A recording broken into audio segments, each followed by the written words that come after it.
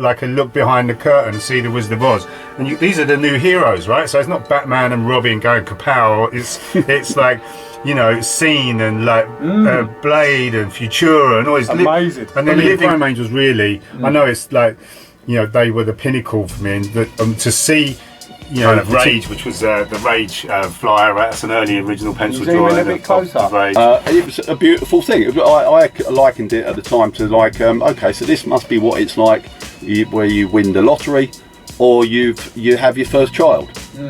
You know, there are moments, there's only very few moments in your life where you're going to be given that. I've never fallen out of love with graffiti, but for me at that point, this was a whole, I realised the light bulb moment, this was a whole new era. So you have Philip Salon, Mud Club, etc. Right, they're coming down to Jenkins Lane to see what all this fucking fuss is about, plus the fact that we're still partying at 6 in the morning all night and they're being chucked out at 3 o'clock. It was like that our movement had the ability to mobilise 20,000 people in a couple of hours to be somewhere in a couple of hours. And he was saying the army can't even do that. Wow.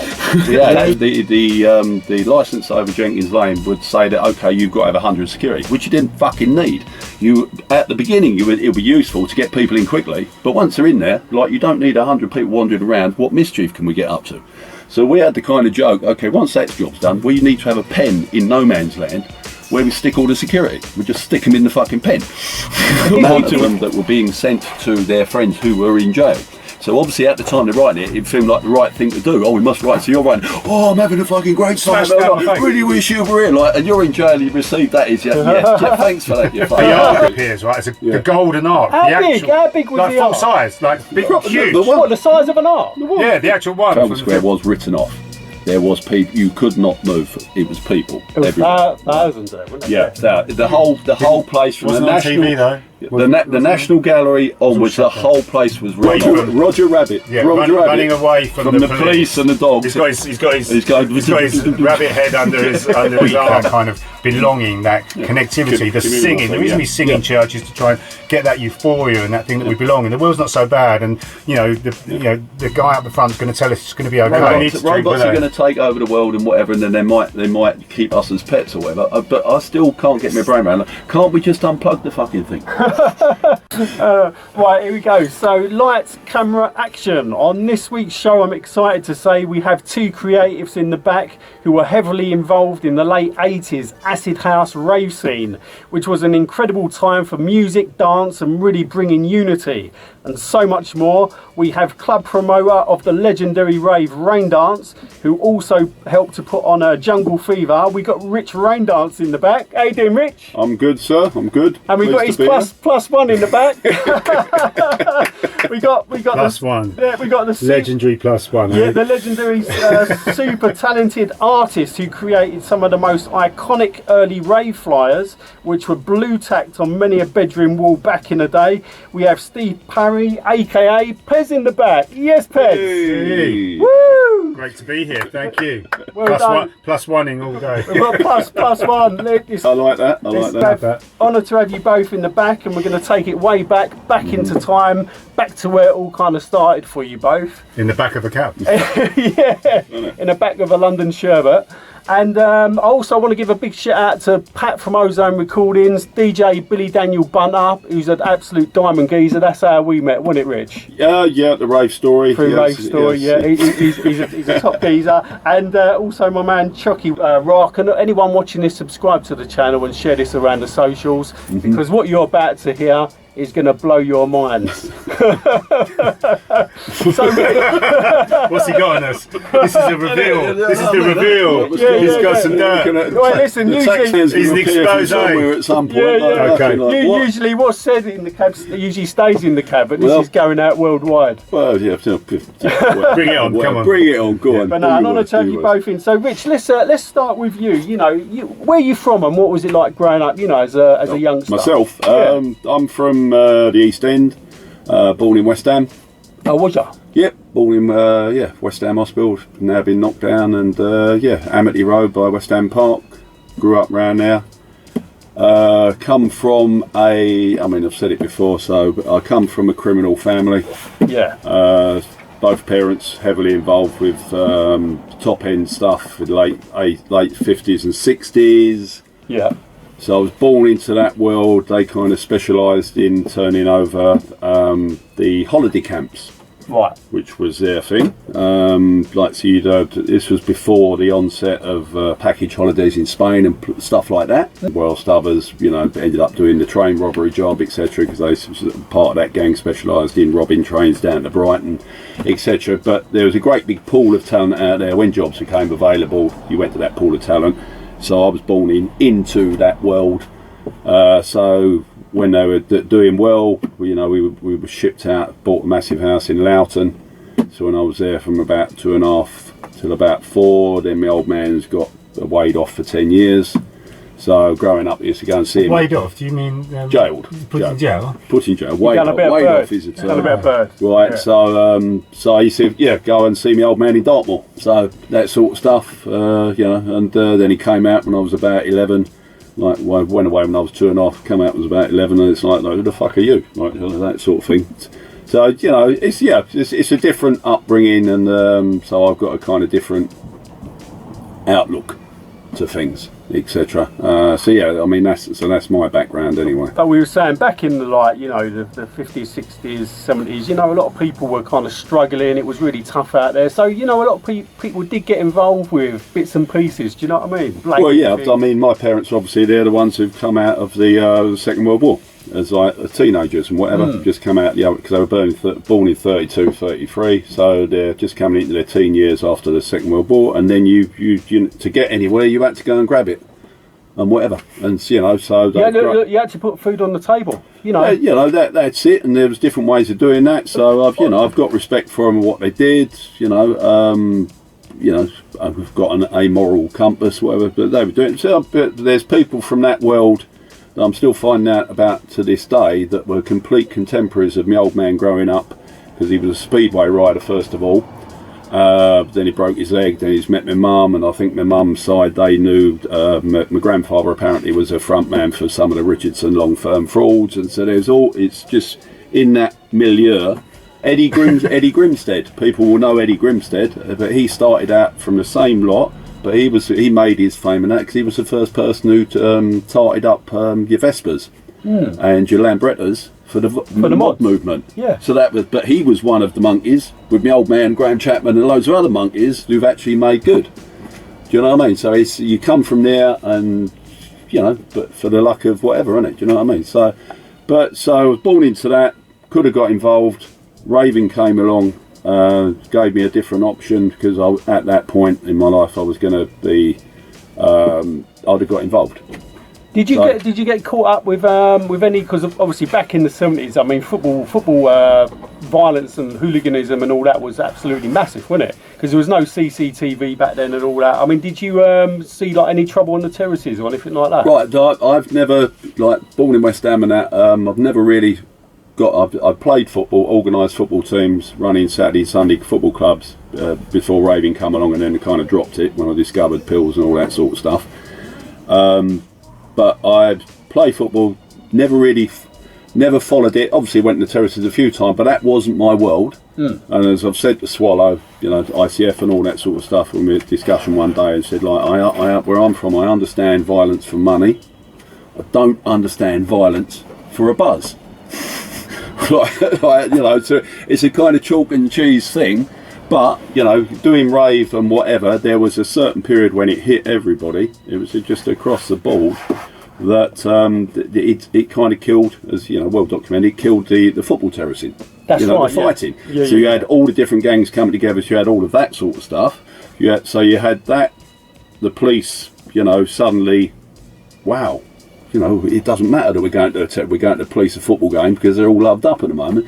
But also another side to that as well, the crime rates went down, and heavy end bank robbery and stuff like that, all of that sort of stuff, that all died to death as well. Because they're all diversified. Yeah, because they're all all getting it. Do you know what I mean? So it was a beautiful period.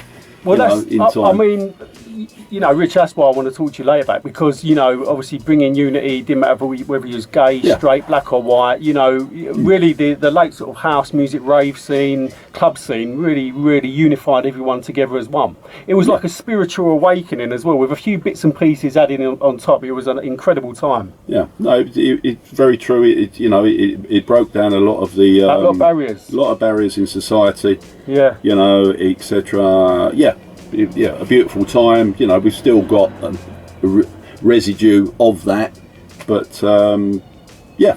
Well, as we said in the cab, like when we was driving up here, that's what they want. They want division, they want diversion, they want us divided. To get us all distracted, arguing amongst ourselves and that, and then we kind of miss the bigger picture. Yeah. You know, but where I'm from, one of the things that parents taught me is like you just never put your head above the parapet to a certain degree, because you'll get shot down. Yeah. And if you don't make waves, you're going to get fucking left alone. And that's where I am. Well, just leave me alone. I'll stay under there. I don't want to be Tesco's. I don't want to take over the world. I don't want to run every bloody rave. I don't want to, you know, own everything. And I haven't got that compulsion within me. Just stay under the radar. And you know, crack and crack on, earn a few quid, like, you know, like legally. Yeah. How about you, Pez? Where you from, and what was that like growing up? So, born. Because you're kind of my age, aren't you? We're like young. We're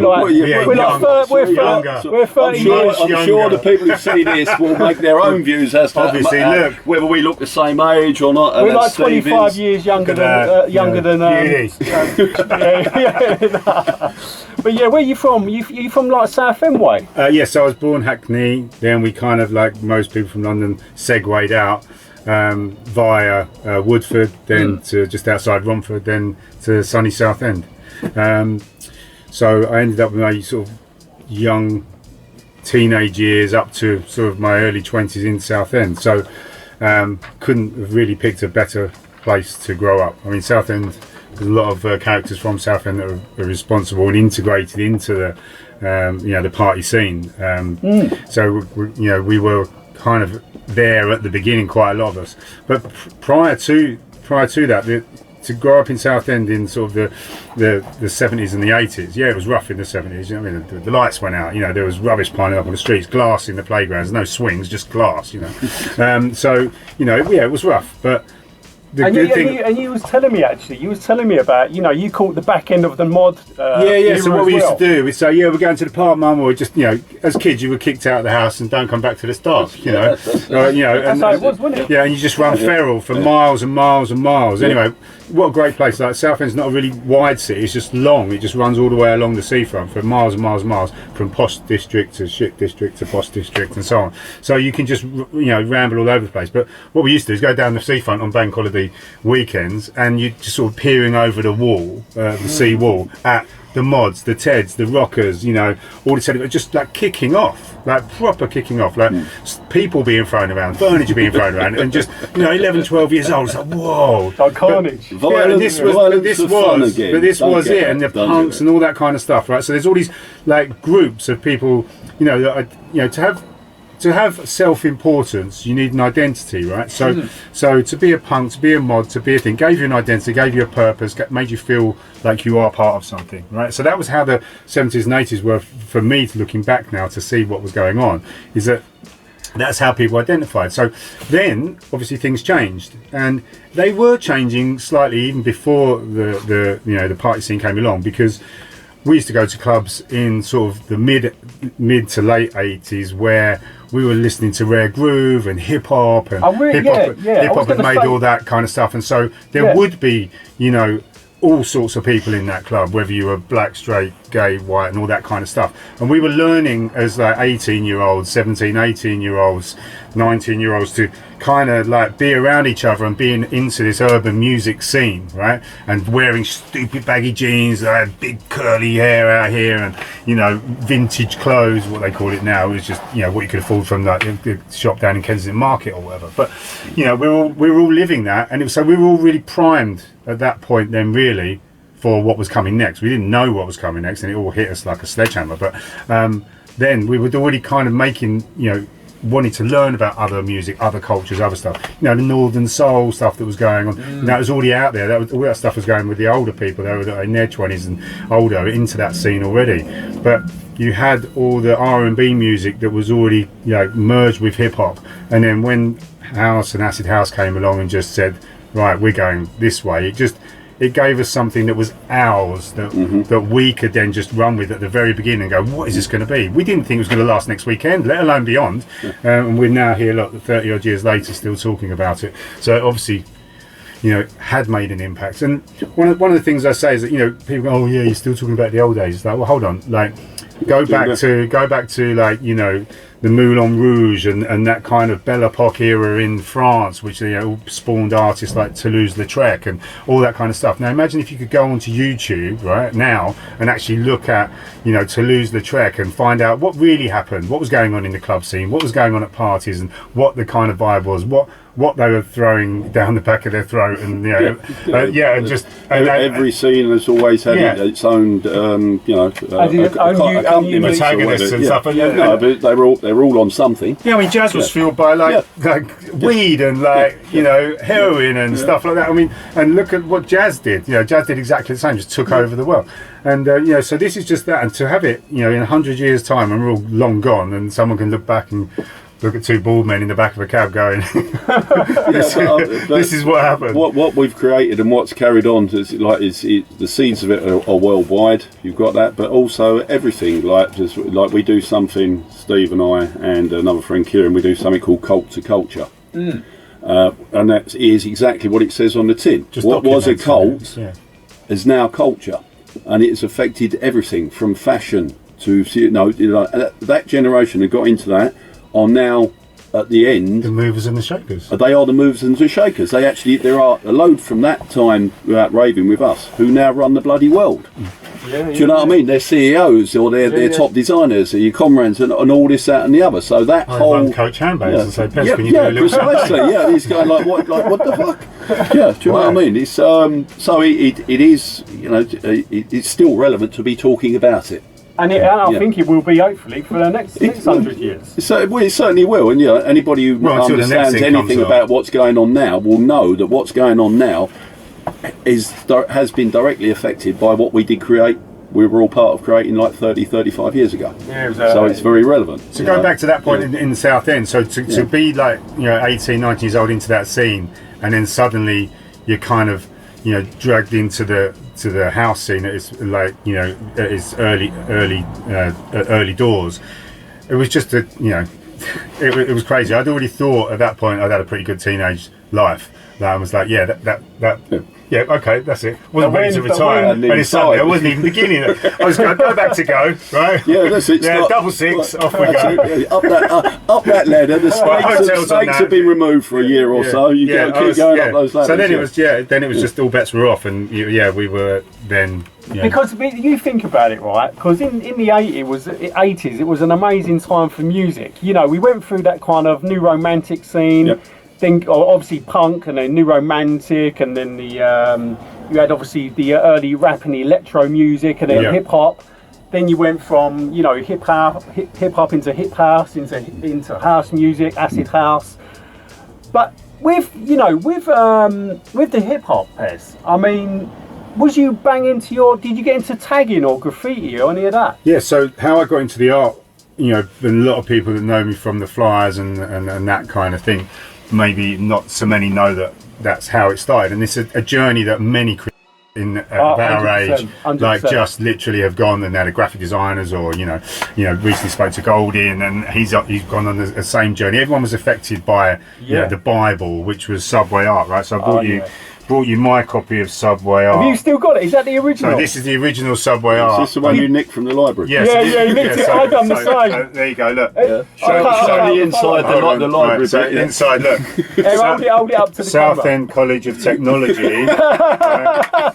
And all my friends. I hope somebody from the council is watching this. I might have to edit this out. We're all sort of we all signed it in there. We from the crew and stuff, and all the guys that in South End that we did it, we all signed our books and stuff. We were just look, these were legends, and so we grew up really watching American TV, right? Yeah. You know, from Starsky and Hutch and Kojak and all this stuff. So we got this whole impression of kind of TV, what America's like over there, right? But then suddenly you get like a look behind the curtain and see the Wizard of Oz, and these are the new heroes, right? So it's not Batman and Robin going kapow. It's like, Scene and like Blade and Futura and all these. Amazing. And they're living in this subculture, going through hell, and then they're literally painting like these trains, like, beautiful works of art. Yeah, 40-foot, long murals, and then.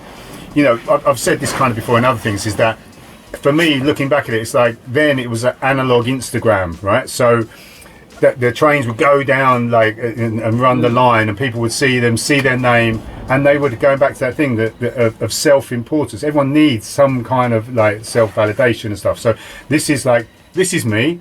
I might live in the ghetto or some crappy place and not have a thing, but this is what I can create. This is it. And I know the establishment didn't like it, but it's like they're crying out of like, look, listen to us. And they were heard like worldwide, right? And now these guys are they're never going to be taken away off of their off their pulpit, because they've literally made the mark. They've inspired people like me and others who've gone on to do great things. Just because a couple of photographers went round. We'll name check Martha Cooper and Henry Chalfont for creating this book, which has given us all a start. I mean, that book has influenced so many people, and it's absolutely incredible what Henry and Martha captured. I mean, they was going into parts of like the Bronx and New York back then, even in the early 80s. Yeah, it's murder capital. Was proper rough. Yeah, I mean, obviously late 70s was even worse. But I mean, what they was doing to go into those areas with a camera, that's probably worth a few quid as well. Yeah, it was like. Very brave, especially Martha as well, being obviously a lady, a woman, and going into these areas. I mean, you got to take your hat off. Definitely ahead of their time. Without them, like getting behind the scenes and showing us these pieces of art, and the protagonists that like just went out of their way, risking life and limb, going under subways where there's third rails and all this kind of stuff. Where you're thinking they're not just painting a wall, down in. Some underpass somewhere. This is literally trains. It's like 1970s, 1980s technology. There's no safeguards there like there are now with the train stuff. They're literally cracking into places and risking it all just to get their name out. A lot of time as well, they was going in there some of the time at night as well. So to spray on the trains, being surrounded by electric, was like. It was on another level, and obviously some people did pass away from it as well, being hit by trains and being electrocuted or whatever. But what they was doing was absolutely incredible. With also the quality of the paint they had was also, you got to think about that as well, PEZ, isn't it? The quality of the paint back then ain't as obviously as good as what it probably is now. There's different nozzles now. There's different cam pressures. Then you was just like you had your Krylon and all these they were car paints, right? Yeah, so they were quite see-through. Red Devil. Yeah, they're quite see-through stuff. And over here we had car pan and all that kind of stuff. But like, it was pretty pissy would be the Essex way of saying it. Pretty pissy paint. No one was pissy paint. So for to be like 15 years old, right, or 15 years old, to get this book and to be at school and go, oh man, like whoa, and just then that was it.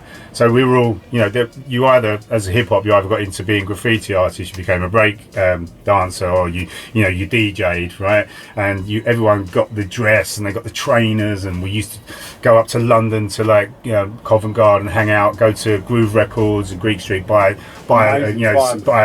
a record or whatever, and would you go like who at Covent Garden would you rate? I mean, was you seeing like London All Stars and like and the Chrome Angels and all that kind of? I mean, for me, the Chrome Angels really. I know it's like they were the pinnacle for me, and to see particularly their work, Lucrezia and stuff like that. Just the colours and the Buntlack paint, right, was obviously the key to them, and like the way that they could then produce the artwork based on those colours, and then later to get onto the flyers, I could produce those colours because the particular materials that were available at that time produced that kind of colour. So to look back at the Chrome Angels and they could they had all this the bump lack colours to work with. It just blew us all away. And Mode 2's characters were like on another level, weren't they? Yeah, and for us, like we were still learning how to put an outline together. So. And it's not as easy as you think. Like people, oh yeah, graffiti. And I mean, you see the murals now, and they're epic. They're like 100-foot long and 20-foot. They're like literally paintings. But back then, just to even get an outline, a fill in, and a decent like straight shine on it was you got to learn this stuff. And you didn't have all the caps and stuff you had now. I'm sorry to sound like it was,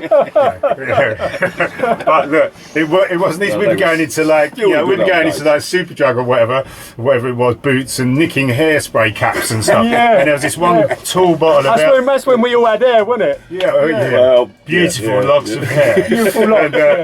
And there's this like Elnet hairspray. It was a golden thing about that tall. And they nicked the caps off of them. They would make perfect round glows. Like, okay. Yeah, man. So like there was if you were stocking shelves in the late 80s, 86. Now you might understand why there's a load of Elnet caps missing in Southend store.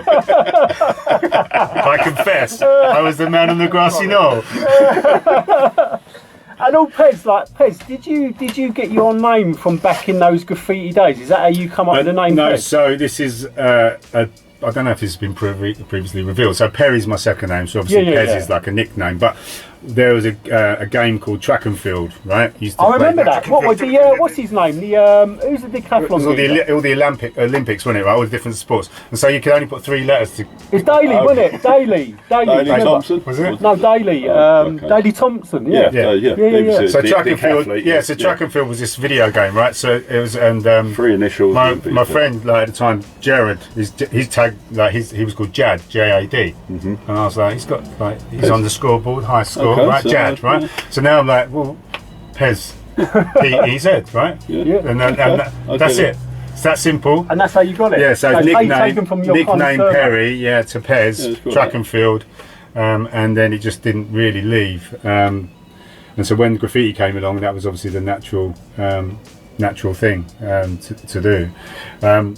And it's like, stuck. And even my family call me Pez. Like, no one calls me. Like, there's a thing that I find funny. He's got a brother. Stephen. A brother used to help out the early rain dances with the artwork and whatever. And so his moniker was Bop, right? Being brother of Pez.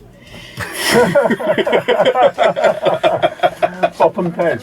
Yeah, Bop and Pez. Pez and Bop and Pez.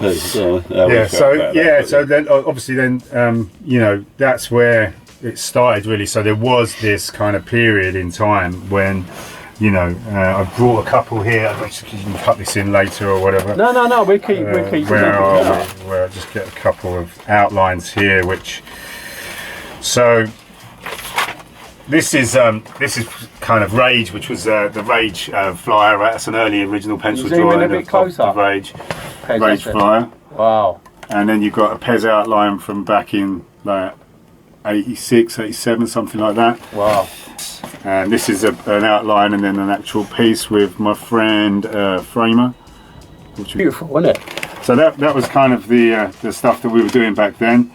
A bit more of a wild style piece there. That actually went up. That was We Three Kings, and then later on the 3 characters that appeared in the middle of that We Three Kings ended up on a flyer for a party. So yeah, graffiti's kind of that was really your kind of training ground for to take it even to the next level. Yeah, so from 86, 87, 88 it was about the graffiti, and in Southend I was knocking on shop doors going, right, can we paint your wall? Like there was a shop called Beeves Jeans, which is massive, had a 40-foot wall on the side in Southend. I just went in there one day, I was like 16, 17 years old, gone, can I speak to the boss? And the boss came out and said, look, we want to do a graffiti thing on your wall. You get up for that? He paid for the paint. We just did it. And then obviously, then we became like little local legends. We were running around going, we did that. And there was, and we were just so punch drunk with ourselves. And the funny thing was that we then were doing all these shops all in and around Southend, and we're in the paper and all that for doing graffiti.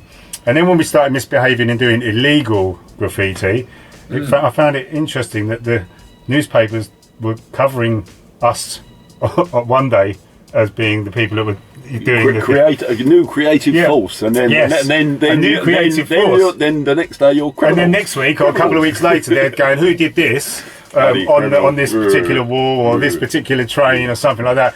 I was like, you think someone at the paper would put the two together, wouldn't you? I just like the media. Just is great how they can just face both ways. Yeah, and it's a story. And it's a story.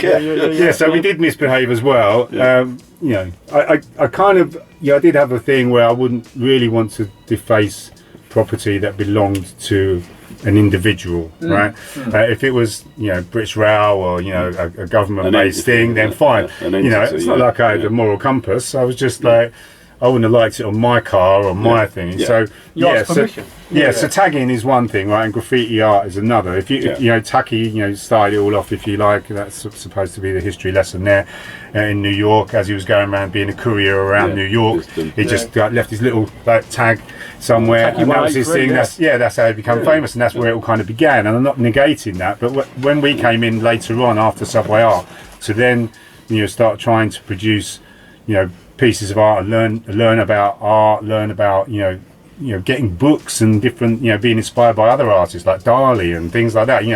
This was a window in. So what's an artist? Can you make money being an artist? I don't know. It's like, is this a career? And suddenly it did become a career. I went to college, did A-levels, law and accountancy, and then ditched that after a couple of years and just started my own business on the government enterprise scheme. Hey, and was did that I borrowed £1,000 off. There was a girl account to let the government believe I had £1,000 to start my business. So get that out, gave it back to Vicky, and cracked on for her. Never turned back. You've always known how to exploit the system, whereas I've just been brought up not to even get involved in it. And Vicky learned how to drive. In the system, Everyone, So everyone, Vicky. everyone was happy. Yeah. Sorry, I've gone off on the tangent there. No. It's all important stuff. It's what made you PEZ. You know what I mean? To bring out those incredible flyers. But let's, I'll tell you what. Let's get into the nuts and bolts. Like the term rave was used in the late 50s to describe wild bohemian parties in the Soho area of London. Cool. And then the mods took the rave term on a little bit after. But in the late 80s, obviously the term rave, it blew up as well. It was absolutely massive, an incredible time for music, for dance. But backtrack a bit, like in the late 80s, it was acid house. Okay? Acid house, right? Yeah. And then the term raves came later on the turn of about the 90s, because we had to lose the acid house because of the negative connotation from the acid trips, right? So as you were trying to do things legally, you would be dealing with council entities, etc., and the acid house or that the derivative acid house passes. Those things were red flags, and you would get nowhere. You wouldn't get even in the door if you were saying acid house. So parties. You had to take the moniker away. Rave. That became for a period of time, so you went acid house parties, then they started putting a block on, they started terming them pay parties. And things like that. So it was another way of outlawing, because acid house has been dropped, but you still can't have a party if it's a pay party. So there was all those things, and then as it went on, then the term rave became adopted, and that got you through the door for a period of time. Then raving became a kind of another catch-all for wrongness in society, etc., etc. But now it's generally termed as you're a raver. And the particularly bad connotations of being a raver are not so prevalent anymore, because there was a period of time where people from cult to culture. So it was in that progress, but there was a period of time where all those people who now run this country, etc., they couldn't ever admit that they were a raver. But now it's a kind of badge of honour. Yes, I was a raver, and I was here at these things that are now being, you're allowed to talk about them again now, and it's not a dirty word, or it's not accepted as you're a raver, therefore you're wrong, and therefore you can't go anywhere. Because you can't say that, because they already fucking run the world. But even bloody Cameron was a raver, for Christ's sake, and stuff like that. Do you know what I mean? Mr. Chillaxer? Yeah. Cameron, you've got loads of the lady presenters, etc., that were all out raving with us, the king, the crazy Larry people. A lot of us, didn't it? I mean, it went from the underground clubs all being not actually that big, to obviously blowing up to, you know, massive raves in fields or Yeah, clubs. it's like like PEZ talks about when he got into it, and then we banter each other about this. It's totally au fait with like the early lot, and it was small, and then as it became huge, you know, not for me. Do you know what I mean? So I would say it was a bit elitist at the beginning. Then rave came along and kind of blew that away, and it was still, you know, an element of like the in crowd, etc. Then you like with the help of the Sun headline, Ecstasy Airport and shit like that. Then it became mainstream and whatever, or as I say, it's the bridge. The secret was out. Yeah, the secret was out, and It wasn't the secret anymore. The bridge and tunnellers had been given the secret, right? So like, you know, and I regard myself as a bridge and tunneler because that term comes from New York, where you've got Manhattan, and that was where the happening parties were in Manhattan, but people would come to them from outside Manhattan. But to get there, you have to go via a bridge or a tunnel. So it was the outside world coming into it. So it's been used as a kind of derogatory term, you know, for the outsiders coming in. And That all got washed away, didn't it? Really? I mean, after, you know, like they say, you couldn't get into clubs in London unless the doorman let you in and you looked a certain way or you was part of this. And they had, and what for me for the Clubland is that, you know, it's well documented that they had everything on lockdown. All the clubs, all the, you know, the people and the money and the establishment behind the clubs had everything on lockdown. And then obviously we were writing another script. It was just kind of like, we don't want to go to your clubs anyway. Stuff your clubs. We don't want to drink. You know, I didn't drink for years. Like literally, we was drinking water and soft drinks. It's like, well, how are they having a good time? Well, duh. And so, you know, you then were now dealing with these people that, you know, famously in the South End, you had clubs like Tots. You had all these big like clubs that have been here for years, and that's you know, that's kind of replicated across the country. Suddenly, people weren't going to these clubs. Yeah. People were going to the middle of nowhere, to a warehouse, to a field, to a this, or to a small, you know, basement somewhere or whatever, where they're going, you know, to enjoy themselves for as long as they want, to the next day, for 2 or 3 days.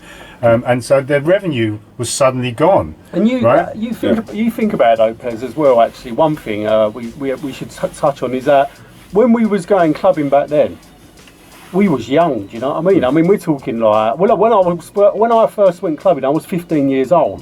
The first I actually didn't start to do anything at all till I was 27. You was later. Yeah. Yeah. Right, and that was the first time I discovered pills and everything. 27, never done any recreational drugs or anything before I was 27. Right, you know, and then I've always had a 10-year kind of leap. That's quite a late start though, isn't it? Yeah, because obviously from dint of where I've come from and like a different kind of thing. And then it was just, okay, am I going to go completely wrong and follow the family course, or no, I don't have to. I found raving, and I was able to do it because there was no control. You know, my mum was dead, my dad, so I was allowed to do and misbehave and be rich and be poor, as opposed to most people. There's a family in the background that can control you. Like, you know, there'll be pressure put on you. You can't. You need to go and get a job. Do you know what I mean? You know, you can't just have no money and whatever. You have to go and get a job. You were left unattended. Yes, I was basically left unattended, which I'm thankful for. So that's led me going up my path. Do you know what I mean? But you know. But yeah, I mean, for quite a few of us, though, we was clubbing at a very early age, like 15, 16, and as I say, first club I ever went to was Heaven, and it was this was before the house music things, like high energy music. I used to work with some geezer, and he said, "I'll come down to this club," and it blew my mind listening to all this music with incredible sound system. I mean, at the time, Heaven as well, it had such a wicked sound system back in 1985, 86. You know. It was at the forefront of that. But say that high energy music, like it seemed that everybody that was into all these different types of music, it was just kind of, they were coming to their point where it was just all going to merge, whether it was disco, whether it was house, and it just seemed like it didn't matter. It just kind of went, right, we're all going to merge into house. Yeah, it evolved. And when that finally happened, and you know, you went out one weekend and your whole life changed for a considerable amount of the future. It's just like, well, no, we're just going to stop whatever we were doing yesterday for good. you know, and I'm going to just try and live like this for as long as possible. It could be a month, it could have been 6 months. We didn't think it would last till next summer. You just went with the flow. Just kept going. I used to run Saturday and Sunday football clubs, be like the person putting the goalposts up and do the club secretary and all that sort of stuff. Then I went out, discovered ecstasy, etc. And then within 3 weeks, and I hit that at the same time as all the people that used to play for my football teams. There was a whole group, there was about 30 of us. You used to go down to the King's pub and that sort of stuff, and then go and play football every weekend. Then we all hit raving at the same time, and then within a month there was no football. Like the football was gone. Right? There was only 2 people who were still sitting at the pub drinking at the fucking pub, but because they were frightened of that whole world. Right? We were all still waiting down the pub, but now instead of drinking lagers, we were all ordering bottles of Perrier and stuff like that, and we were all staying there till the pub shut at 11:30 at that time, for the pirate radio stations to start releasing where to go. So it was still a social meeting point. Yeah, totally. But we were going off doing something completely different. But like sometimes in the early days, I'd come back on a Sunday morning from like the whatever, Energy Sunrise, whatever, and I still had to play football the next day. And I was one time, there's me and my mate, we come back from the party, we're at the kickabout before the game starts, right, and we're both me and my mate are laying in the centre circle while everyone's kicking around, warming up, and we're laying there like that, going like, look, the crowd's marvellous, aren't they? And everyone's like looking at us going, what the fuck is going on here? Do you know what I mean? Proper face. Yeah. It's wicked times. How did you feel when you first started trying the pills and all that? I mean, it was I don't want to glamorise it because I know, but it was quite a spiritual kind of awakening, wasn't it? You used to like pop these things or do some like acid and that. It was like a spiritual like awakening, wasn't it? Yeah.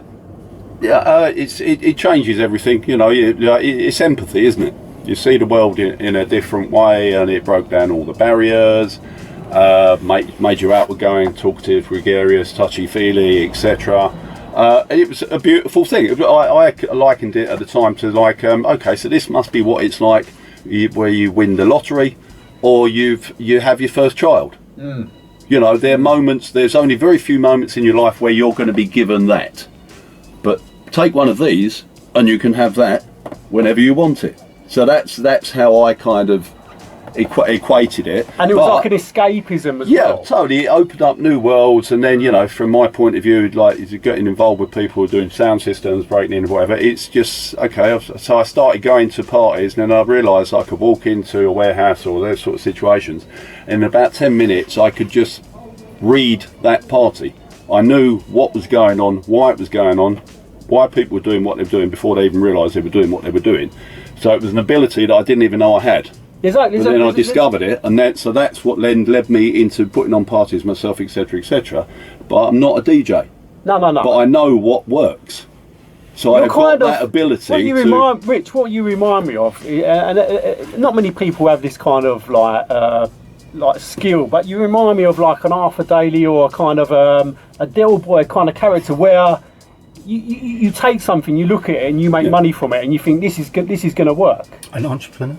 Yeah, an entrepreneur. It's, as I say, I've realised I've got an understanding on that level, and I get by, earn a living doing what I enjoy doing. Bits and pieces. So that gives you a jump on most of society, because most of people are kind of wage slaves. They go to work to do something so that they can live or whatever it is. Right, and they're not actually really enjoying their lives, but they're captive to that because they've got responsibilities or they've got pressures from beyond that make them do that. But I'm in the fortunate situation I can earn a living, get by doing what I enjoy doing. And it keeps us young. I'm convinced that is one of the secrets to looking young and being young. Well, that's why when you told me you was like in your well, I'm 60. When you told me you were 60, I was like, you're having a laugh. Yeah. At least 74. How did you both hook up?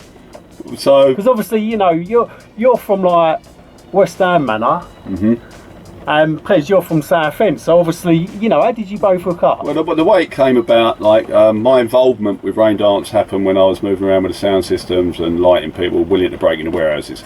So we were called on to do the production for the second Raindance party at Jenkins Lane. So we did that. That was then raided by the riot police and whatever, but I chucked my lot in with them from then, and I've ended up with Raindance now. But that's where we met.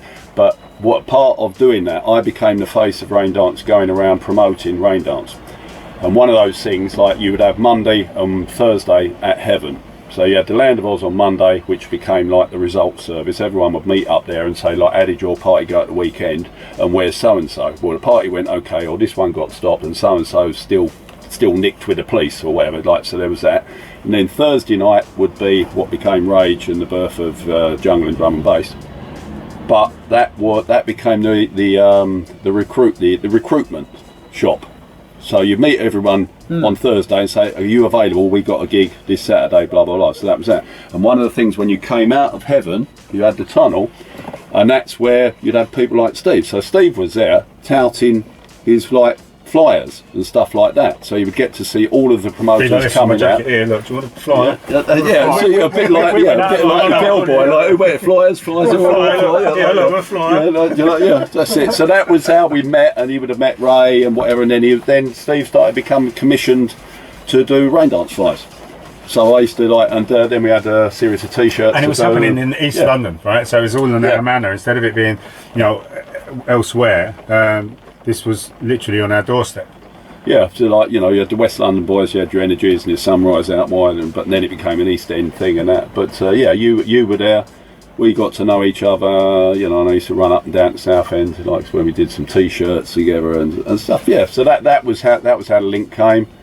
And East London, that's where the Raindance offices were in East London. Jenkins Lane, yep. Yeah, but the actual Mallow. Do you know Mallow Street off Old Street roundabout? Yeah, I do. Yeah, and then petrol station not far from here. And then World Dance was just round the corner. So when I come up to see them, like I go round to World Dance, and then Jay would be going, right, what's happening, man, at Raindance?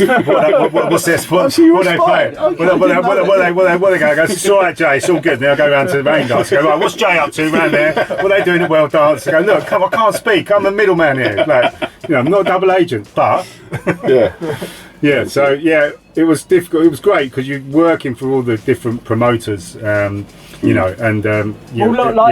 flyer is one pivotal part of promotion. If you've got a crap flyer, you're probably not going to go to the gig. But if you've got something that really kind of stands out, you're going to be like, wow. Yeah, let's check this place out. It's like the first flyer that Steve ever did is for Beyond Therapy, which was Jay Dance. It was fantastic Ibiza. Okay, little thing, but the colour one. That wasn't really a kind of picture thing. But the Beyond Therapy one, which is the babies, and you've got the mask, babies. Yeah, you got someone in the back. I've got another latest manifestation. This is my from on the aeroplane. Got 4,000 left from COVID. Look. I'll buy one off you. Yeah, no, I'm joking. I've got 4,000. I'm going to buy one off you for me. Yeah, so this was these are their famous babies, and how did you come up with that idea? I mean, look, at the end of the day, your mind, your creative mind, it blew loads of us with them flyers. See, now this is the thing about like being able to talk to the actual artist at the time, because there's all these, you go around the Tate and you get on a tour and they say, well, he did this because of this, and no one really knows because no one's really talking to the artist. Yeah. So, he's got this big curtain in the background. It's red and it denotes power. It's like, no, he just had a lot of red painted mixed up accidentally, and the church had commissioned the piece and he was pissed off with the bishop, and so he just decided to cover half the painting in a red curtain. That's more likely in my book. So the Beyond Therapy Babies, the pretty quick one was that, look, we had no Google Images, right? The best that we had back in the day, Google Images, was there used to be these like advertising books for graphic designers. And stuff. So they used to be called Image Bank Tony Stone Worldwide Stock Photography. And it would just be full of like, look, sky and places and whatever. Oh, there's a nice sunset for a background and whatever. And a lot of flyers came out of books like this, where your perceptions, your fantasias, and all that kind of stuff came out of them. There's lots of these books surrounding the 80s. Let's see the front of that book. These were the kind of books that were around in the 80s. Wow. I never even knew that.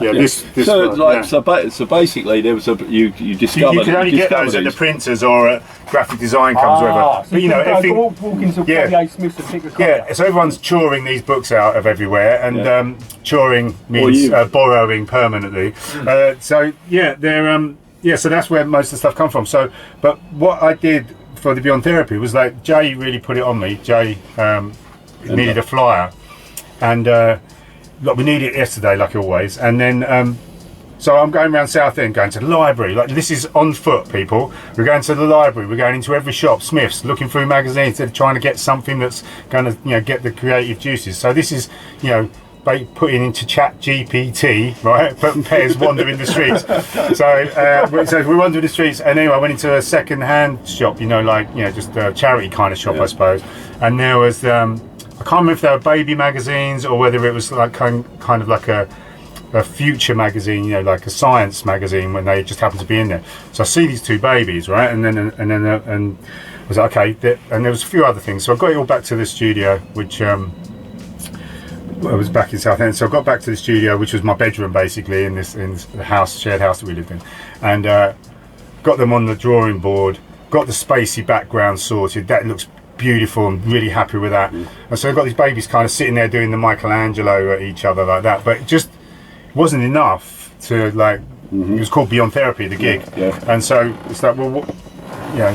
So what's beyond therapy? Yeah, what's beyond therapy? So anyway, so I got my scalpel out, because, you know, when you cut and paste now in Photoshop, you can do it digitally, but you had to literally have a surgical scalpel and cut things out. So I decided that the best thing to do for the babies would be to cut them in half and in third, vivisection the babies, spread them out across the I mean, that's proper old school, isn't it? Yeah, this I mean, is it. but that's what you had to do back then. Yeah, so you cut it out of the surgical scalpel, out of the magazine, so you've just got the babies. I wonder who these babies actually are. Like, yeah, who knows? Really, in real life. So anyway, try and find out. Yeah, who is that? You never know. You never know. It's Tom from Grimston. But you said like you had a run-in with the like a copper. Oh yeah. So it's that's the story of it. That the babies then were vivisection, put there, pointing at each other, but they're now beyond therapy because they're happy, they're smiling at each other, they're in this spacey, dreamy background, and you're going to be pulled in. Like, if you're in a certain state of mind, you're going to be pulled into this scape, and you're also going to look at the babies and go, why? Like, why PEZ? And then so Jay decided he wasn't going to go half measures. He was going to do like A2 posters, right? And they weighed a ton. You got 100 of them on your arm like that. You're like this. And so we're giving them out afterwards at like various parties and stuff. And there was these two bobbies coming along with their, big bobby hats on, old school. And I've told this story before, but unbeknown to him that I'm the guy who's actually designed the stuff, and we're giving them out, because I didn't just design them and then sit at home. We were part of it. We were giving out flyers, we were pushing the events, we were all in the wheels of it all, all involved. Every had 3 or 4 jobs. One big team. Yeah, it was 3 or 4 jobs. I wasn't just there as the flyer, off you go. So anyway, he's come up to us, and he's asked to see one of these things, and he's just looked at it. He's gone, what is wrong with you people? And for me, that was it. That was like rubber stamp, done, job done. Nailed it. And it was just really, there was no conscious kind of, but for me the graffiti was done at that point.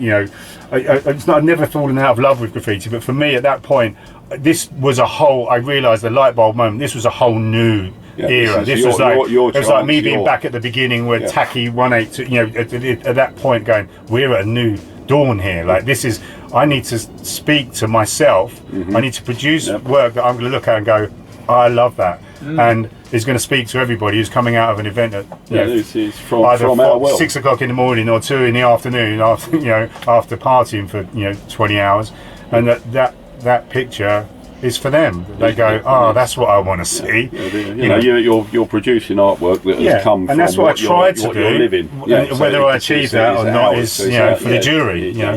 Well, no, you did. I mean, you and obviously Junior Tomlin. He's another guy. Absolutely, I'm going to be meeting Junior hopefully in the next week or 2. Big shout out to Junior Tomlin. But you guys were like, you guys were setting the bar with these flyers. I mean, they were absolutely incredible. I mean, they was, as I said at the beginning, they was like, if you got hold of one of them flyers, you put that on your bedroom wall with blue tack, and it stayed there for years. Yeah, no, it influenced the whole generation of people. All of that. But there were 2 generations though. There was the people like ourselves, maybe who were there when they experienced the events, were more interested, to be fair, in just the random illegality of it all, the chase and the whole experience of the night from when you left the house to like when you got home was like a cat and mouse game of like, where's the party, this and that, all that kind of stuff. And then you went and enjoyed the party.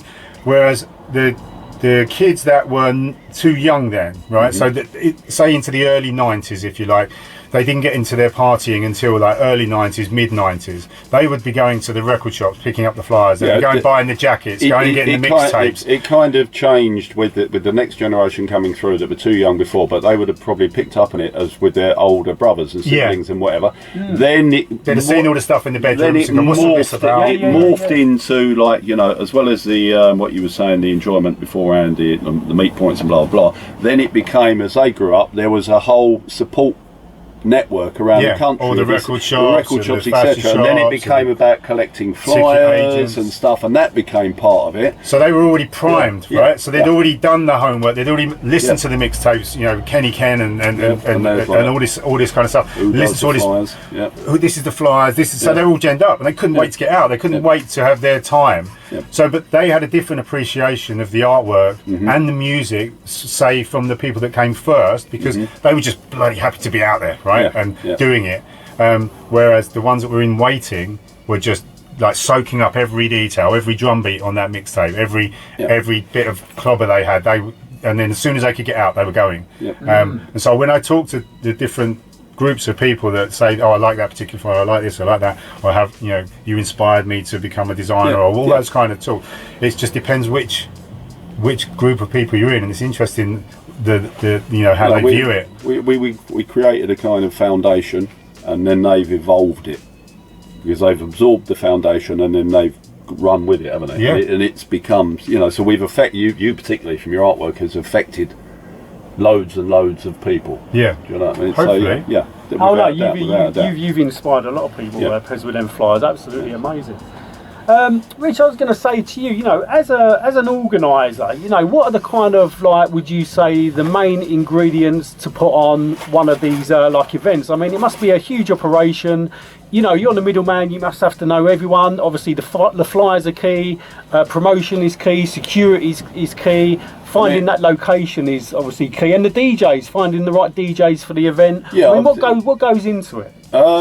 It's, as I say, I discovered I had an ability to understand a party and that sort of stuff, and then I've decided I've been able to go into putting on parties. So I equate it to, like, basically at any point you can come up with an idea, and anything could spark you off. You're walking down the street and you see a building, well, that could work for a party, you know.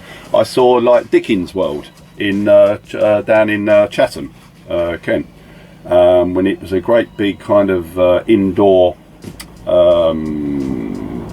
holiday camp thing or something like, but based around Dickens. So it's basically like the Hogwarts towers and all that sort of stuff. But there was a village square, a Victorian village square, medieval village square, and it was you used to do like tours, Dickens thing. And I've gone in there and I said, like, right, can we put a party on in here? Wow. You know, and I actually made that happen. So you so you come up with an idea, you see a space, and then, you know, okay, then you've got the balls in. So can I get that space? Then you just throw everything into it. So you basically you come up with an idea, and it's so you give birth to a baby, as it were, and then when you put your flyer out, that is your baby. That baby then sits on your shoulder for the entirety of the promotion, right? And you'll wake up every morning and you either like your baby or you don't like your baby, depending on what's going on. You know, in the course of the promotion, they have all these ideas of what to put into it and whatever, because you know it'll work, that DJ, blah, blah, blah. And generally bits fall off. People that would have said they could do it, then say, oh, sorry, I can't do it. So that might be a negative phone call you get first thing in the morning, so therefore you don't like your baby that whole bloody day, right? But then other times bits will fall on. Like, you know, people, oh, I know you're doing this, could I come and do that? So that's the kind of beautiful thing. But you know, I've got, my job as a promoter is to put bums on seats. So put a load of people in the place, then to employ people to make them enjoy themselves. From dancing to other distractions like stalls and shows and whatever, blah, blah, blah. So I understand that. And it's just, you know, it's I trust my judgment. I'll be out and about and I'll see things that, okay, oh, I've heard that, well, I like that. It may not be the music I like, say happy hardcore, but I can also appreciate if a DJ is making it work, even though it's not my choice of music. But that is still from rave. I would never do that with hip hop because I don't really understand it, or, you know, garage, it's not my scene. But other ravey elements, you understand that. So yeah, so that So yeah, I've got that ability to do that, you know. And who was you getting on the old Gregory's? On the old Gregory Pecks on the decks? Oh, come on, wait up. Shut up. The Gregory decks. Who was I getting on it? I mean, it's everybody basically. Anybody who's anybody now would have played at the early rain dances, right? Anybody who's anybody in the music industry would have gone to the early rain dances, because the rain dance, we were the first legal party. So we were the bridge from the orbital parties in '89, right? They were killed, and then there was a vacuum, and then suddenly in March '90 we had Jenkins Lane as a legal site. So we were that bridge. So all of the crowds that went to that, they still had the continuation with us, and then the new lot were coming in at the same time. So we had a little window of about a year, 9 months to a year, 15 months, where we were the only game in town, and we were guaranteed to be on. So, and we were even running coaches from Trafalgar Square that would pick up the London club crowds that were being kicked out at 3 in the morning from the Astoria and whatever. So they would come to the National Gallery, get on our boat coach, and then be driven down to Jenkins Lane. That's amazing. Right, so that really pissed off the West End club people. Like, so you had Philip Salon, Mud Club, etc. Right, they're coming down to Jenkins Lane to see what all this fucking fuss is about, plus the fact that we're still partying at 6 in the morning all night, and they're being chucked out at 3 o'clock. So that was one of the catalysts for the all-night licenses to be given to Clubland. So without, that's one thing I think is so understated, isn't it? To do something, right? The willingness to go. Well, we'll go to Coventry. We're just gonna. Well, what now? Should we go? Let's go. And you just would go. They, even with all the connectivity that they have now, and like, let's do this, let's do that. They're connected, but they're sitting in the bedroom. But we would just on a whim. Just go, right, 3 days would just disappear, and you just be somewhere, anywhere in the country to go to something that might not even happen. You know, you get there and it'd be like, well, it didn't happen, where are we going now? And you're on the other side of the country going, well, we've heard that this is on. Oh, have you? All right, we're going to go there. And this wasn't just for us down here. This was the whole country was just motivated to go and do something. I mean, I think they took Norman Tebbit a little bit literally. Go and get on your bike. We literally got on our bike. I mean, there's a whole generation there that like we actually understand the motorway networks, the road networks on most of England. Do you know what I mean? From A to Z's. Yeah, no one. Do you know what I mean? Just, and everyone was stones. Yeah, because there was no sat navs, was there? It was fucking A to Z. So when you got near a party and you couldn't quite find it, or whatever, go across the field. Like no, you could do that. But what we used to do is we used to go and find the nearest fucking copper and say we're for the party. Where is it? Because they're being posted there to stop it. You take them by surprise and they'd tell you where it was. Just get the fuck away from me. It's that direction. Yeah, that's it. And one thing I was going to say, right, is I'd like to talk about the importance of the pirate radio station, because back in the day, you know, you had like wicked pirate stations like JFM, Invicta, LWR, Kiss FM. A little bit later, you had like your Sunrise and Centre Force Radio, and then your Cool FM and all that. Now, those they must be pivotal in terms of, for one, they're playing the underground music that the radio stations aren't playing on, say, Radio 1 or BBC. They're playing all that underground music. But for two, also to promote these early raves. I mean, with the growth of the things was like the one of the main pillars of the growth is definitely the pirate radio stations. Without a doubt. On the hip hop tip, you had Mike Allen, Early Doors, LWR, and so you know, that was for me for the music that the hip hop. So it was into the pirate radio station at that stage, just like listening on basically on my clock radio, pretty much like just as a kid, going, oh, can I get it? Can I get it? Yeah. And what, getting your antenna? Yeah, because I'm out in Southend, right? So we were on the very edges. Sometimes you wouldn't go that far or whatever. So you're listening, but. Later on, as well as the pirate radios, you know, you Centre Forces and stuff, and the meeting points and the 0898 numbers that got you to the meeting points and stuff. You know, the thing that was in our hands was that we were the first generation that had, you know, not everybody had them, but the mobile phone was basically our walkie-talkie. We had the equipment and the wherewithal to understand the way of doing the cat and mouse for the police, through the phone lines, beat them at their own game. We were nationally connected through these, you know, just telephone boxes at like South Mims. You know what I mean? It was the pop point. We were our scene were the early adopters of that new technology. One of the times we were speaking to the Acid House Copper and whatever, the squad that was trying to shut down all the orbital parties, and what they said was with I think Dave Roberts was the other, but Sunrise did the phone banks, the 089 numbers, and ring this number at a certain time and we'll tell you, release the party details, all of that, but the information lines and whatever, and it's like it's and what the copper said was like that our movement had the ability to mobilise 20,000 people in a couple of hours to be somewhere in a couple of hours, and he was saying the army can't even do that. Wow. That's what he's saying. So then you get into a bit of their psyche of how the police were led to see us. That's why we were a problem. That's why they didn't like us, because we weren't stuck. We weren't stuck doing this, going, oh, what else are we going to do? You know, we stood up and we went, well, okay, we're like meerkats, right? Yeah, just like, right, come on in, what's going on? And we're out there, and we're doing it. Off we go, 20,000 meerkats in a farmer's field, a pig's farmer's field, like in the middle of. And they didn't like it because that was power, and so only a few people. There was only a handful of promoters that were running it. Freaked up about that. There was no violence, and it's black and white, all congregating together and whatever, and you could do it at the drop of a hat. What? And it was unifying people, unifying people through the music, through the all the social stratas coming together. Whereas before they were all rich or poor, everyone was partying under one roof. Rich, it was like poor, one nation under a groove, weren't we? Yeah. Wicked and then this is the thing that it was just a perfect storm. The fact that there's life on this planet is so absurd that the chances of it happening, from a science point of view, is just like literally a lottery. And it was the same. The fact that ecstasy came along, the fact the music came along, the fact that it was at that time, it just was a perfect storm. The technology, people were getting mobiles in dead people's names, and you could just running it until it was gone. These are the kind of the Bboy antics, cat and mouse stuff with the police. Was they weren't prepared.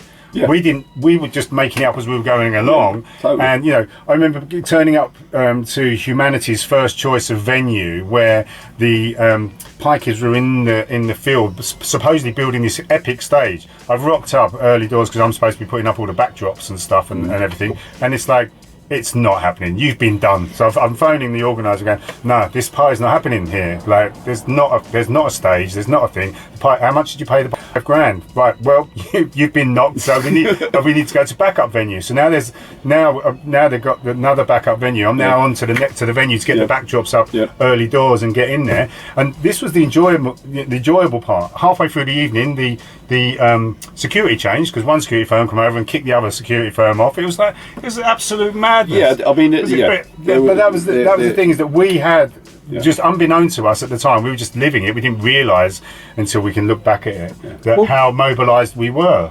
Actually, that's one question I was going to ask you, Rich. As an organiser, a promoter, and all that, like the middleman, getting involved with so many different types of people and all that, the security, everything basically. How did you? It wasn't always peace, unity, love, and having fun.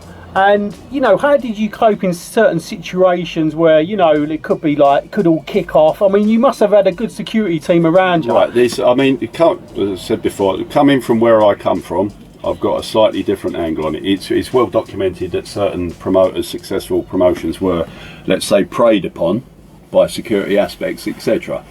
Right. So anybody who does that is, if they've got a brain, then they will do effectively due diligence, okay, and they're going to be looking for low-hanging fruits.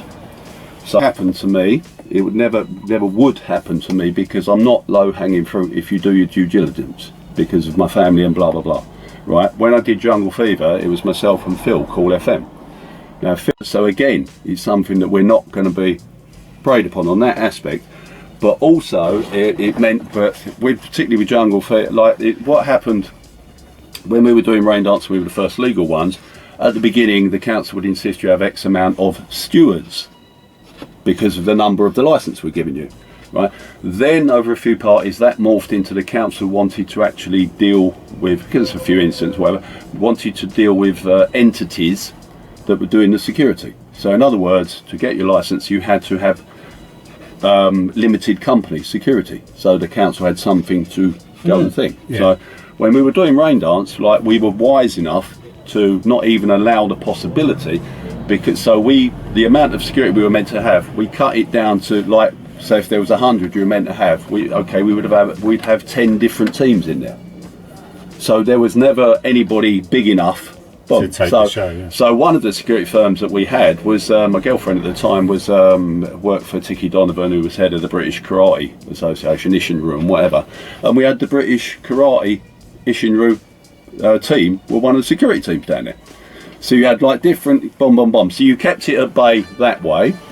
When we did Jungle Fever, obviously we represented Jungle. Now we were from it and part of it and understood it. To the outside world, it was like a bit more black. Right, and they were kind of frightened of it, and their perception was wrong. Right, whereas we were part of it and understood it. We understood that you had to have the right people on the door, the right faces on the door, which we had via my connections and Phil's connections and whatever. From within. So we had, like, to the outside world, these people are wrong-uns and whatever, but they're important wrong-uns. And when they were on our door, it meant that all the other wrong-uns that wanted to come to our party knew that they cannot misbehave inside there, because then they're disrespecting that person who's on the door. So inside was a night off. So everybody within there is totally safe in there, because it could not go wrong. And that worked for a while, but then it got reversed, and then you had the birth of security that went with a venue. The venue came with their own security, right? And then they're setting up their own fucking fiddles and things and this, that and the other, so you can end up with a situation where, like, our wrong-uns, as it were, that would come to party with us and behave, are getting disrespected on doors and whatever. So if you know what you're doing, and part of being a promoter is knowing what you're doing, etc., then you know what you're doing and you do it correctly. But a lot of promoters don't realise that it's their job to have meetings with the security before you do your event, and to dictate to them and talk to them about what your demographic is and how they behave and what their view is and whatever. And then as a promoter, it changes the party. Yeah, and as a promoter, you should not take your crowd and how they behave to the wrong venue.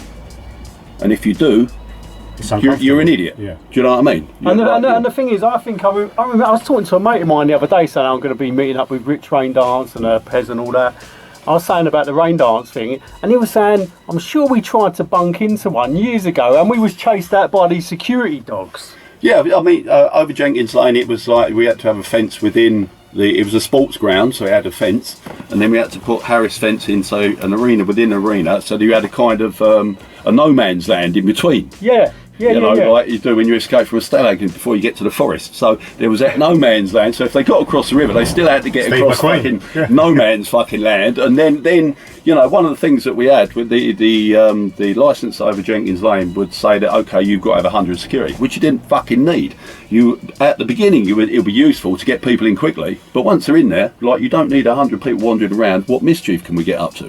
So we had the kind of joke, okay, once that job's done, we need to have a pen in no man's land where we stick all the security. We just stick them in the fucking pen.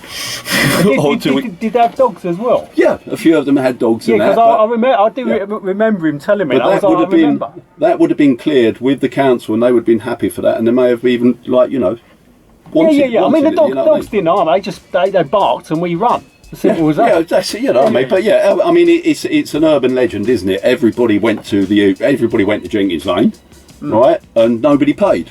I've got an anecdote. I bunked in. My mate bunked in every fuck. I've got an anecdote for that. I never got in. You were an elitist, weren't you? You didn't want to go to the fucking Bridge and Tunnels event. No.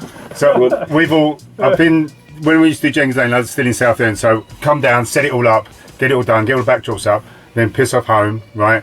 Go back, get showered, get all like glammed up, right? And come back in the blue bus, which was a Mazda panel van. So we park out the back of like what was deemed to be the VIP area, which was basically backstage, and then just park there. I had a sofa in the back of the blue panel van and pulled that and sit there. But here we are. This is PEZ's VIP zone. When we've rocked up, there was about 14 of us, right? Have turned up, and the queue was like epic, massive long queue. Anyway, so we're walking like past all the queue, and I'm walking along just at the front, like we're bowling on, and got all the gang, and they're going, "Who's he, Jesus?" Coming from the crowd, and it's just like, He's really because PEZ at the time had long, dark, flowing hair. Flying locks. He had flying locks. Yeah, you're like a real pretty boy, so you would have looked like Jesus. Yeah, Who's he? definitely. Jesus? Yeah. Actually, that's one thing I want to touch on. Actually, is the fashion. With my hair and the lack of it. You know, that rave fashion was brilliant. I mean, like rocking the old kickers and the wallabies and the smiley face t-shirts. How did that smile? Do you know the history behind the smiley face? I know you've got a big smiley face, Rich, haven't you? No, we went to a film premiere yesterday. Somebody who's been at a film about rave culture and whatever on the go for the last 30 years. Anyway, he's got an interview in that with Danny Rampling, and Danny Rampling, when he did Shoom, etc., he basically adopted the smiley face, which is it's an American symbol. So just to promote his Shoom thing, and he run with those flyers of the smiley, and that's the first thing, and then it blew up. Yeah, like it's what's the thing that when you go on Twitter or whatever, and everybody's watching. Viral. It went viral. There you go. Yeah, the use of the smiley face went viral from there. Like, I mean, fashion-wise, I'm not the person to ask about that, because you can see me now. You look like a mod. I've got a mod aesthetic, but it's I call it's the milk tray man look. Yeah. So you know that black slick. And that's what I've always worn. I still adopt that style now. I love milk tray as well. Beautiful. Like fashion, like he's one of the peacocks. Oh. You know, but with the smiley face thing, right? So I kind of by the end of '89, I had enough of seeing the smiley face, and so I wanted to create. A character which was like and it's based on a dancer called Troy who used to he's on the Energy video on top of a lorry body doing his Troy moves like that, and so I created this guy which had a smiley face, and he's called PEZ Man. With Raindance Man. PEZ Man. Raindance Man. PEZ Man. Raindance Man. There you go. And he's now become kind of like this, an iconic looking character. Iconic sort of character from that era. And he looks a bit like a Bboy as well, Bboy style. Yeah, so he's got the fat lace trainers and stuff. So so he was drawn in '89 and was released into the wild in '90 at Raindance. You'd go up to the store, the Raindance postal service, right? So you're smashed out of your granny, and you're going over there, and you get a postcard, right? And you're trying to write a plastic bag with a postcard, a Raindance pen, and a stamp in this zippable plastic bag, and we would sell it to people off their fucking faces. Yeah, so I'm sending it to your mate who's under the Queen's stay of execution, HM. So people would write them out, and then they would hand them back to us, and we would post them for them. So loads of people had forgotten about they'd even sent them, but obviously we read them before we post them, and the amount of them that were being sent to their friends who were in jail. So obviously at the time they're writing it seemed like the right thing to do. Oh, we must write. So you're writing, oh, I'm having a fucking great time. I really wish you were here. And you're in jail, and you receive that. Thanks for that, you fucker. Really? You take the piss. Yeah, just random winding things like them up. Yeah. And then he's obviously, hijacked him for the next decade or so. Yeah, the Raindance, it was for the postcard service. You moved on because you do art all the time. You evolve, right? But like every opportunity, from when I took control of Raindance in about 93, 94. You Xeroxed him to death. I kept on using that as a thing. So basically that kept that alive for the next 2 decades. He was secret. Right? So then we've had the permanent squabble, custody battle, right? Whether it's PEZ Man or Raindance Man, right? We're gonna have to flip a coin. We're gonna have to do the old school we did an exhibition in the Carnaby Street one time, and there was a voting box, a postal ballot where you could like Raindance Man or PEZ Man, right? And obviously I won that, So, but you seem to believe that I did a load of dodgy voting papers and whatnot. Yeah. Well, it wouldn't surprise me. Rich, it wouldn't surprise me. Come on. But also PEZ as well. Like PEZ. You weren't just you weren't just doing the flyers. No, so you was also doing the backdrops. Stage sets. I heard a little story. I don't know if it's true or not. But you there was a film called Indiana Jones, and you borrowed some kind of arc off the film set. Yeah. What happened was the what's it called? This Pinewood Studios, right? He'd rented a load of stuff. Right, when we were doing Jungle Fever, we went to the studios and went to the BBC, their props department. But when you did and we Essex, hired all of that sort of stuff. but when you did the Essex, I think it's the Essex Arena. Yeah, Raindance, so, right? yeah, So right, the arc right, appears, right? It's the golden arc. How the big? How big was like the full arc? size, like big, huge. What, the size of an arc? Yeah, the actual one from the film, because they obviously didn't have just one arc, right? They had loads of arcs, right, for the film. So we've now got the arc, right, in the back of the Mazda bus, right, the blue bus with the arc, right. And we've taken it back to Southend. It's now in the front room. Right? How'd you get it through the door? Yeah, like it's come through the door. It's in the bay windows, right? You know, so you open the windows, the bay windows of the house. Like semi-detached, typical house, right, with the bay windows, and there it is. There's Indiana Jones, Raiders of the Lost Ark. You know, so I was there for a good couple of weeks, and then I get a phone call going, "Is this PEZ?" Go, yeah, speaking. This is Pinewood Film Studios. We were missing arc. Can we have our arc back? I was like, all right. So I had to skulk back down into the blue bus, go back to go down to Slough, somewhere down near Slough, and give back the arc. Thank you. So yeah, Drop the arc back. It's just a day in the life of that would just be the normal kind of. Well, we was all young and carefree. Do you know what I mean? It was different times back then. Also, what would you say would be some of like your sort of biggest highlights, you know, from back there? When I was breaking into warehouses with the sound and lighting company, we went from being called Special K, the E team first of all, then the new name Special K. What's the E team stand for? It was done as a Superman spoof. Instead of the S, it was an E. Oh, right, E team. So basically, it was a name for the sound and lighting company that was willing to break in warehouses, blah blah blah. Yeah. So people could get hold of us easier. Get entry. So E team became too hot. Then we became Special K. Then became too hot, and then we just fucking wised up and realised like why are we calling ourselves anything? Are we fucking stupid? Yeah. So. There was sorry, what were we talking about? What was the highlights. The highlights. All right, so yeah, so I was part of that thing, and then we did the second Raindance party, which got raided by the riot police, blah blah blah. Then I chucked my lot in with Raindance and stayed with them from that point. But every so often, I would still go out with the team and whatever. So one of my highlights was when the Trafalgar Square demonstration was on. Right, and we saw footage of this film showing yesterday, right, where Trafalgar Square was written off. There was people. You could not move. It was people. It was thousands there, wasn't it? Yeah, the whole place from the national TV, though. The National Gallery onwards, the whole place was written off. But there was nothing in the papers about it in the following days. I wonder why. Well, there we go. But seeing that in action was a real realisation, because the week after there was a nurses' demonstration in Trafalgar Square, and there was fucking about 6,000 there, and it looked fucking empty. So that gives you some idea of how many people were at Trafalgar Square. But I wasn't at that, nor was our team, because we were waiting for the signal for when the warehouse was broken into at Radlett, for us to go down there and set up for the after party. So that's what we did, and then everyone was given bits of paper as they left Trafalgar Square, so the party's on, bring this number, blah blah blah. So then everybody, 1,000 cars convoy down from Radlett, from South Mims to Radlett, short distance, chaos, right? All came down, brand new fucking warehouse, unused because the flooring had been done. Had gold taps in the. It takes time for the screeding to settle or something, rather, to be able to put your racking in and all that sort of stuff. So, brand new warehouse, we're all in there, and there was at the end, sound systems were set up. We were sitting on top of the speakers, just looking at what you'd done as it's all happening, and the loads of the support pillars that hold up the roof and whatever.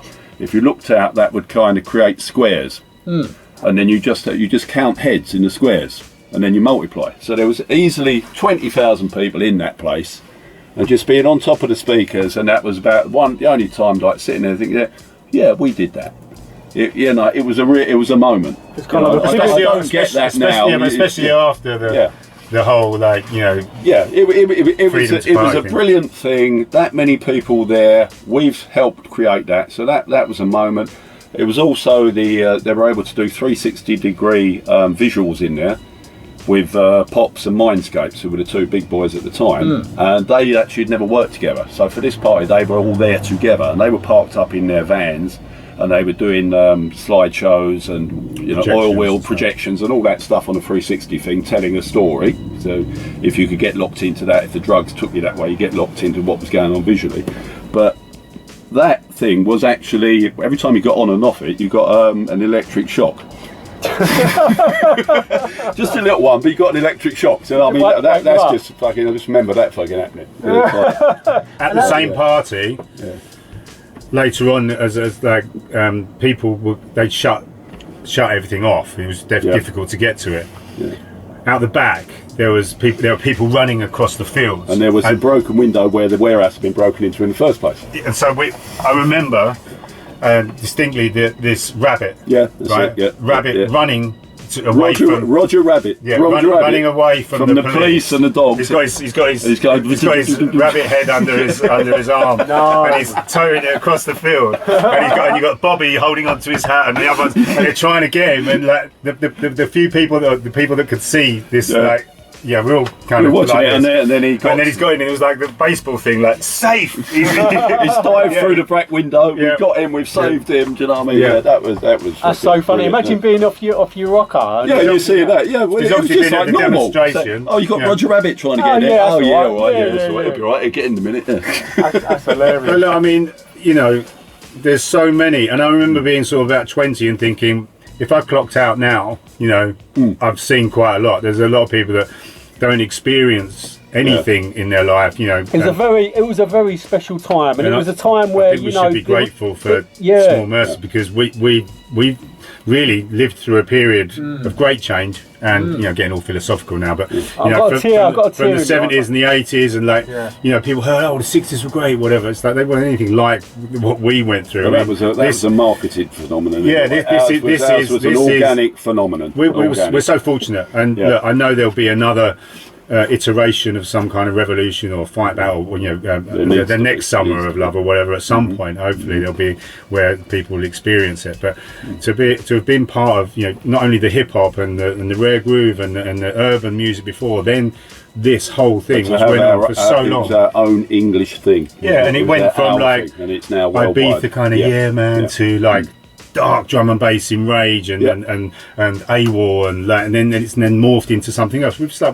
We got another page, and then we've taken all the ingredients from all the way around the world and our own bits, then we created our thing. Yeah, and our thing has now been re-exported. And you thought it was over, and then we get another go, and we get drum and bass, and then we get like another 5 years of it, and then it's just like what? It's never gone away. Yeah, and we're still how many people of our age are still partying or still enjoying themselves when they can, because it was like you said earlier, it was a spiritual thing. It was, and it's very easy to kind of smudge it all into this kind of thing, but what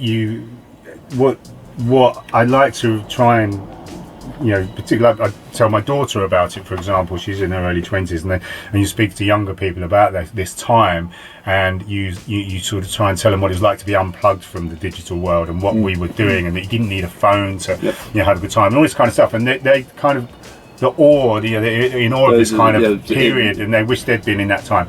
To go to a concert where everyone's got their phone up like that. They don't kind of comprehend. So imagine the only parallel that I think is this: if you're in a cathedral and this Gregorian chants and the choir singing and you kind of goose pimples, or you're at a concert where they're playing that particular track. The guy from the huge band. Noel Gallagher. No. Hold on, it'll come to me. Anyway, it'll come to me in a minute, but once Google works out in here, he's turned down to the whole stadium and said, "Please put your phones away. I just want to play this song just for us, not for anyone else, not for the internet, not for socials, just for us, so we can share a moment." It's a different experience. Yeah, and so they did it, and so he's done it. Coldplay, there you go. Yeah, and Chris Martin, there you go. It's still going on in there. It just takes a little while. So for you to kind of go back, I'll try and get through this quickly. But if you can go back and you think about how people went to church and they experienced every week that kind of belonging, that connectivity, the singing. The reason we sing in church is to try and get that euphoria and that thing that we belong in. The world's not so bad, and the guy up the front is going to tell us it's going to be okay. Yep. So that's all your mental well-being dealt with in the church every week, and that's why we had that network to support people. Then this kind of partying came along, pills came along, and you had 2,000 people maybe in one thing, listening to one DJ with their friends, losing their shit for like the weekend, right? And mental well-being. It's all dealt with there, you know. And a new church. Yeah, and to be at this quasi-religious experience, and to do that, you can't poo-poo that, because that dealt with a lot of things. You just release that whole thing in the week. The same way that people used to go down a pub at the weekend, right? Drink 10 pints or blah, blah, blah, and get it all off their chest, talk shit. Men, particularly in a pub with all other men, being men, like you're drinking and talking nonsense, you know. They've got it off their chest. Yeah, you have to. You know, there's no avenue now. What you need release. Yeah. You need release. Where is the release? Release from all the madness going around in the world. If you're going to be expected to knuckle down and whatever, you need to have a release. Or as I say now, people need to, like the older generations coming back out raving, gone around the wheel, want to go back out. Basically, they need to, what I term, scratch the itch. You need to be allowed to scratch your itch 2 or 3 times a year, and then you'll knuckle down to do what the missus says or do what society expects of you, but just let me misbehave 2 or 3 times and have my release. Yeah, that's it. Have my little bit of freedom and like getting away from all the madness for the night. That's it. Rave, as Jelly J says, artist. She's a wicked artist. I'm going to be interviewing her soon, actually. So watch out for that one. On her T-shirt, she's got is rave, not war. And what better message is there than rave, not war? Unification, unity. You know, that's what we need. Yeah, definitely, yes. 100%. You know, en masse, the whole country pretty much was like released from all the balls and chains and the. It was our medicine, wasn't it? And I'd like to think that there would be another iteration of something like that for this generation, which in my opinion, needs release from. You know, they can't go out and let the hair down because you know the social media, they're tracked on it. Like, there you go. Oh, look, there's so and so smashed. You know, so they don't hardly drink, which I don't. You know, I've never been an advocate of alcohol in a big way because it leads to lots of bad things. But you know, there's no release for them. I can't see it. You know, society's ill and they haven't discovered their medicine. Yeah, whereas society was ill in our time, but we discovered our medicine with rave. That was our medicine cure for that. 100%. This new generation haven't got that yet. Why can't someone give it to them? Yeah. Well, we're trying to. I think some of the youth have got their kind of underground culture. I really hope so. There is a generation coming through now that are behind the ones who are ill and don't know it. Those generations, but the new lot coming through, I think they realise that they're fucked. I think COVID. The other lot don't, and well. they're in the system, and they don't mind it. This lot now realise that shit, it's gone too far. I'm never going to own my own place. I ain't going to be able to drive a car. Yeah, and they are rebelling. You got the seeds of it. You got the seeds. They're showing signs of misbehaviour. Yes. Leave them unattended. Yes, is our saying. Yes. Yeah, because over particularly at the end of COVID, there were a lot of parties going on. There were a lot of like the free party things and stuff. And I just, I would like to hope that they would unplug a little bit and just go and enjoy themselves and let the hair down a little bit. While they've got hair. Get.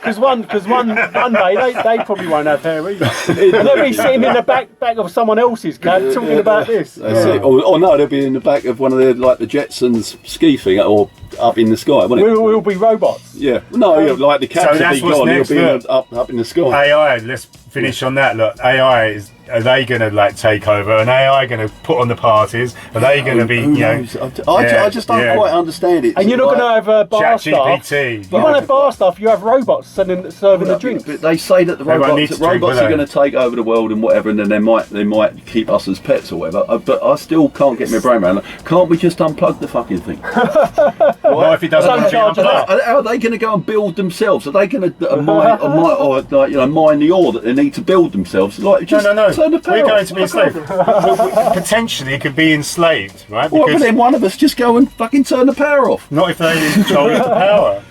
Well, no, I don't know. I can't get me head around it. I just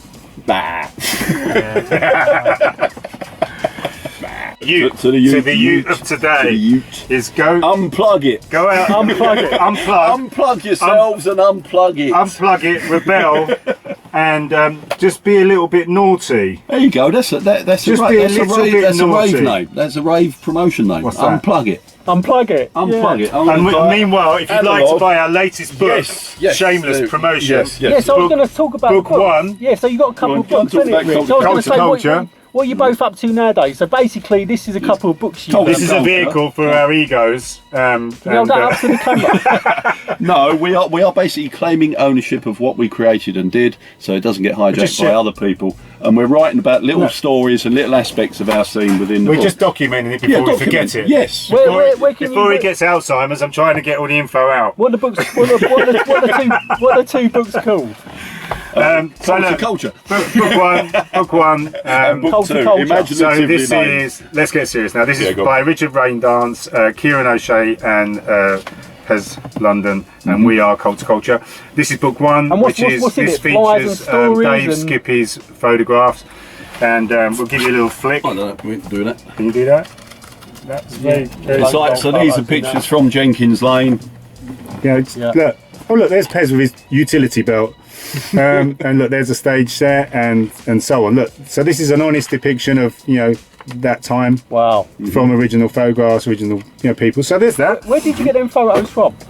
Dave Skippy was the A friend photographer of at the mine who was time. taking, like, you know, one of the few people who was taking photos, because we religiously avoided cameras and of photography at the time, because it was like basically illegal, wasn't it? So, Yeah. Or variation on that. And then book two is all my work for Raindance, a behind the scenes, you know, Wizard of Oz moment to find out, you know, Why? how these things came together. What the ideas behind the Yeah, artwork just, was. you know, each flyer that I did was or wasn't released. This one went missing for 30 years and then sort of reared its head recently.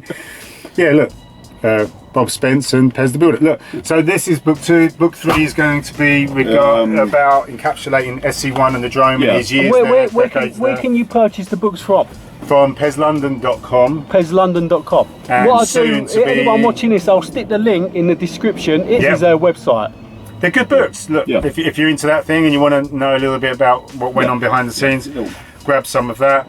And we are in the process of putting together, because we can't put everything on my website because it's not all of it relates. So we've come to terms with that, and so Culture is now, we're putting together a site where you can pick up all your bits and pieces that relate, called the RaveGiftShop.com. In June that will be So launching. you'll be able to buy all sorts of things, including these, hopefully, if you can Rich, see I them. need to get one of them. Not Stone Island at all. Raindance. There you go. Raindance. I need to get hold of one of them. So I need to start getting them mass produced. We'll be able to get those as well. We're going to do, like, there'll be stuff, a range of Shameless promotion. shameless promotion. Shameless. Jungle Fever t-shirts from my time when I Shameless. created Jungle Fever with Phil Call FM, and I did their first 13 parties and kind of blew up. Phil took it over, and then I just went back to doing Raindance and Pez whatever. Prince, Pez stuff. You know, so I'm gonna the Wheelers come around for a certain generation of that, so we're going to do some stuff off the back of that, and you know, just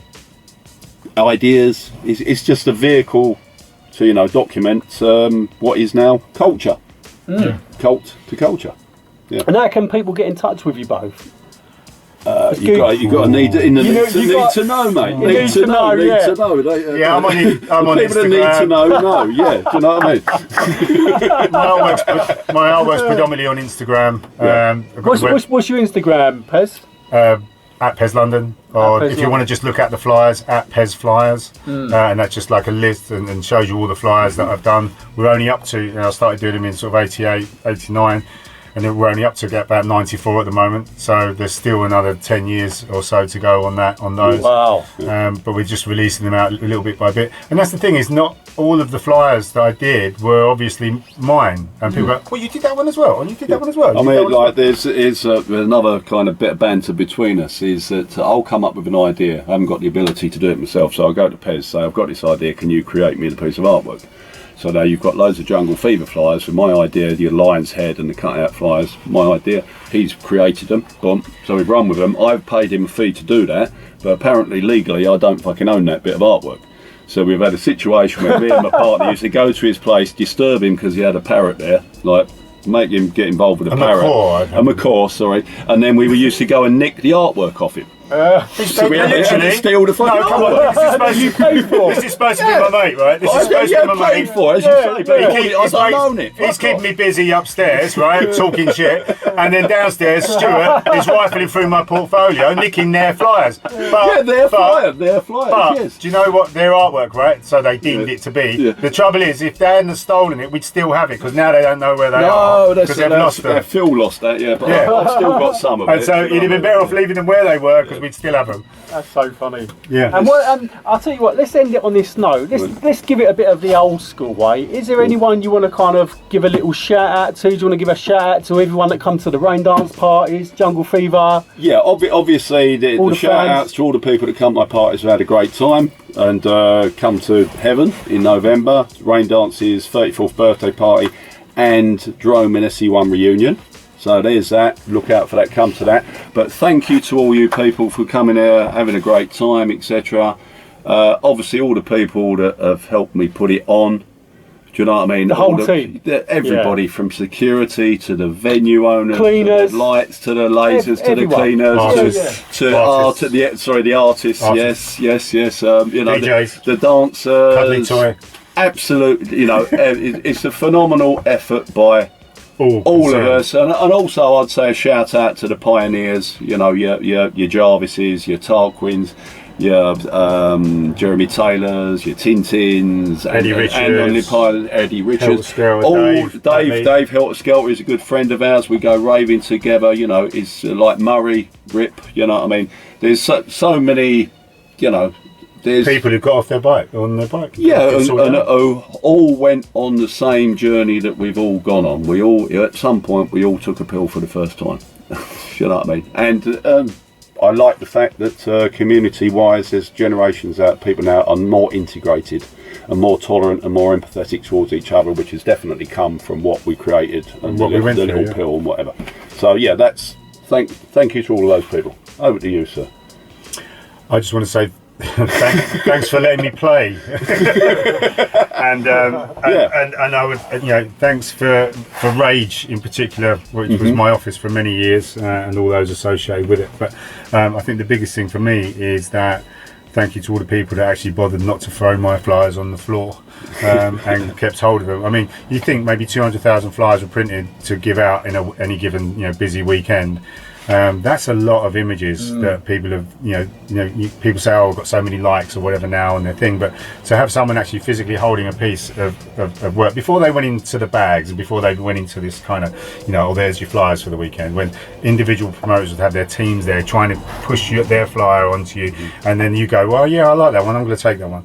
For the people that actually engaged with my artwork and people that enjoyed it and, were part of that and just gave even a fleeting moment to think, I like that. That's enough validation for me. That's enough that I've done my job, and I hope I brightened up people's lives. I mean, people send me pictures of tattoos across their whole back and on their arms. The Raindance man to actually have like a piece of my art on someone's like skin permanently, that's mind blowing. That's a big deal. Yeah, it is a big deal. Yeah, it's a big deal for that person. Okay, to get a tattoo, but for it to be mine, that's thank you. And I just want to say thanks to everyone who even I need to before I get shot. Obviously, I need to say thank you, a big thank you to all the people that have allowed me to do what I do.